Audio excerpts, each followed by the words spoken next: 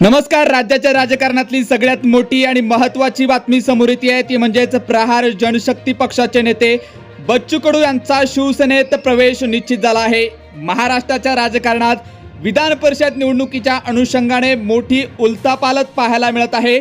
प्रहार जनशक्ती पक्षाचे संस्थापक आणि आक्रमक नेते बच्चू कडू यांनी उपमुख्यमंत्री एकनाथ शिंदे यांच्या नेतृत्वाखालील शिवसेनेत विलीन करण्याचा निर्णय घेतला असल्याची माहिती समोर येत आहे. बच्चू कडू यांनी माध्यमांशी बोलताना सांगितलं की मी शेतकरी, मजूर, दिव्यांगासाठी धनुष्यबाण हाती घेणार आहे. काल परवा ज्या चर्चा झाल्या त्या सर्व शिवसेनेने मान्य केल्या आहेत. बच्चू कडूंचं काम प्रामाणिकपणे राहील असा विश्वासही त्यांनी यावेळी दिला आहे. त्यामुळे बच्चू कडू यांचा प्रहार हा पक्ष शिवसेनेत विलीन करण्याचा निर्णय जवळपास झाला आहे. त्यामुळे आता बच्चू कडू हे शिवसेनेकडून विधान परिषदेची निवडणूक लढणार आहेत. त्यामुळे आता बच्चू कडूंचा शिवसेनेतील प्रवेश हा निश्चित झाला आहे. यावर तुम्हाला काय वाटतं?